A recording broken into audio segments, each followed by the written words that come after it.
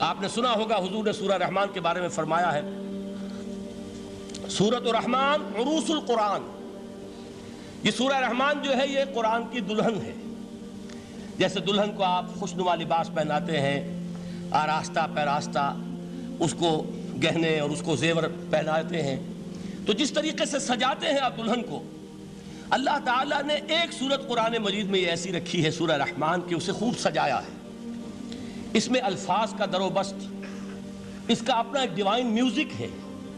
وہ تو اللہ تعالیٰ قراء جو ہے خاص طور پر مصر کے قراء، اللہ تعالیٰ ان پر رحمت نازل فرمائے، ان کی خطاؤں سے درگزر کرے۔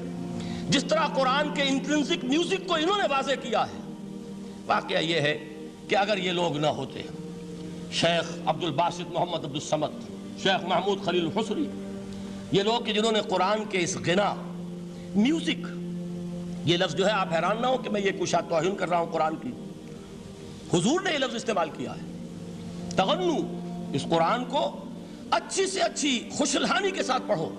من لم یتغن بالقرآن فلیس منا، جو قرآن کو بہتر سے بہتر انداز میں، اچھی سے اچھی آواز میں، خوشلہانی کے ساتھ پڑھنے کی کوشش نہیں کرتا، وہ ہم میں سے نہیں ہے۔ بلکہ ایک مرتبہ حضور رات کے وقت آپ گشت پر تھے اپنے ساتھیوں کے حالات معلوم کرنے کے لیے۔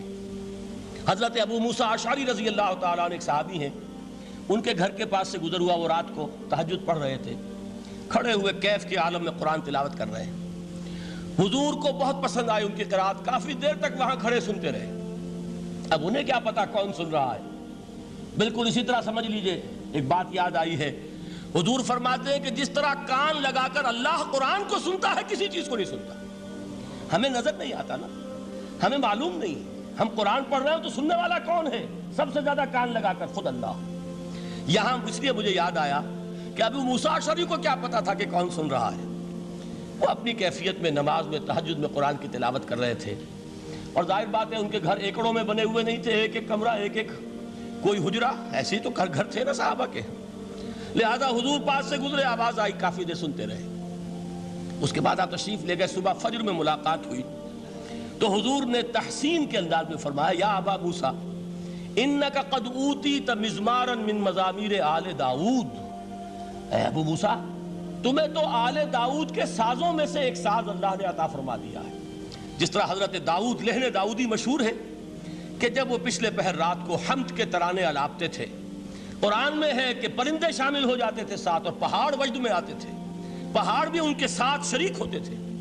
تو جس طرح کا اللہ نے ان کو لہن عطا فرمایا تھا، حضور نے تحسین کے انداز میں فرمایا ہے ابو موسیٰ اشعری، اللہ نے تمہیں بھی آل داؤد کے سازوں میں سے ایک ساز عطا فرمایا۔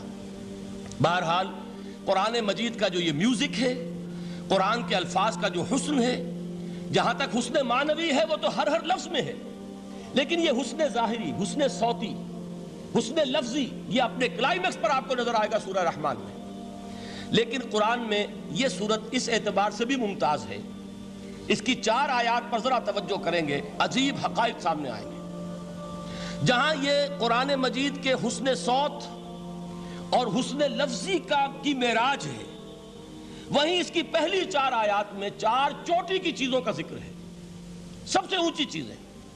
پہلی آیت کیا ہے؟ الرحمن، ایک آیت ہو گئی۔ رحمان کیا ہے؟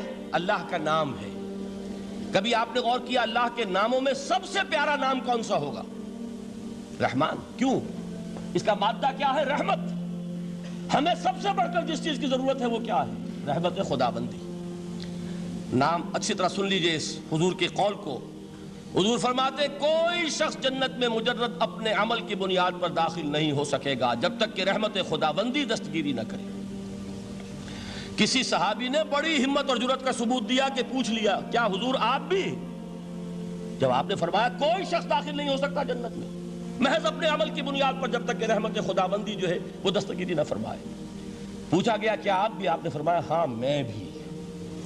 آپ انداز کیجئے کہ اگر محمد الرسول اللہ بھی رحمت خداوندی کے ضرورت مند ہوں تو تاب دیگراں چہ رسد، ہماری تو سب سے بڑی ضرورت رحمت خداوندی ہے۔ اب یہ رحمت جو ہے قرآن مجید میں اللہ تعالیٰ کی یہ شان 2 الفاظ کے ذریعے سے آتی ہے، رحیم اور رحمان۔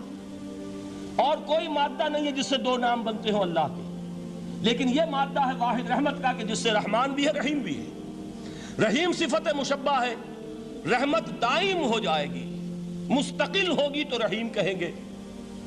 اور رحمان، اس میں رحمت کی ہے وہ شان ہے کہ جیسے ٹھاٹھے مارتا ہوا سمندر ہو، ہیجان کی کیفیت، طوفانی کیفیت، رحمت خداوندی کا طوفانی جوش، وہ ہے رحمان۔ آپ تو رہتے اس علاقے میں ہیں، آپ کو معلوم ہے عرب اگر بھوکا مرا جا رہا ہو تو کیا کہے گا؟ انا جوعان۔ پیاسا مرا جا رہا ہو انا عطشان۔ بہت غضبناک ہوگا غضبان، غضبان آصفہ قرآن میں آیا ہے، بہت غضبناک۔ رحمان، جس کی رحمت جو ہے جوش میں ہے، ٹھاٹھے مارتے ہوئے سمندر کے مانند۔ تو یہ اللہ تعالیٰ کے ناموں میں سب سے پیارا نام۔ اب آگے چلیے، الرحمن علم القرآن، رحمان نے قرآن سکھایا۔ رحمت خداوندی کا سب سے بڑا مظہر، رحمان کی رحمانیت کا سب سے بڑا مظہر قرآن ہے۔ ان میں جو منطقی ربط ہے اس کو سمجھتے جائیے۔ اچھا آپ یہ سوچئے، جو علم بھی انسان کو حاصل ہوا وہ کس نے دیا؟ اللہ نے۔ سائنس کا علم کس نے دیا؟ اللہ نے۔ علم آدم الاسماء کلہا، وہ علم الاسماء جو حضرت آدم کو دے دیا گیا تھا ازل میں، یہ اسی کا ظہور ہے، یہ اسی کی ایکسفولیشن ہے جو ہو رہی ہے اور ہوتی رہے گی ابھی۔ اور دوسرے علم ہے وہ کس نے دی؟ اللہ نے دی۔ لا یحیطون بشیء من علمہ الا بما شاء، مخلوق میں سے کوئی اللہ کے علم میں سے کسی شے کا احاطہ نہیں کر سکتا مگر وہ جتنا اللہ دینا چاہے۔ لیکن یہ کہ تمام علوم میں چوٹی کا علم قرآن۔ نوٹ کرتے جائیے، اب چوٹی کی چیزیں جمع کیجئے۔ اللہ کے ناموں میں چوٹی کا نام رحمان، اللہ نے جو کچھ انسان کو سکھایا اس میں چوٹی کا علم قرآن۔ خلق الانسان، انسان کو پیدا فرمایا۔ سوال یہ کہ حیوانات کو کس نے پیدا فرمایا؟ آسمان کس نے پیدا کیے؟ زمین کس نے پیدا کی؟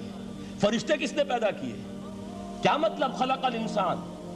اس کی تمام مخلوقات میں اس کا کلائمیکس، اس کی تخلیق کی معراج، اس کے تخلیق کا نقطہ عروج انسان ہے۔ یہ ہے کہ جو مسجود ملائک بنا ہے۔ وَلَقَدْ كَرَّمْنَا بَنِي آدَمَ وَحَمَلْنَاهُمْ فِي الْبَرِّ وَالْبَحْرِ وَرَزَقْنَاهُمْ مِنَ الطَّيِّبَاتِ وَفَضَّلْنَاهُمْ عَلَى كَثِيرٍ مِّمَّنْ خَلَقْنَا تَفْضِيلًا۔ تو تخلیق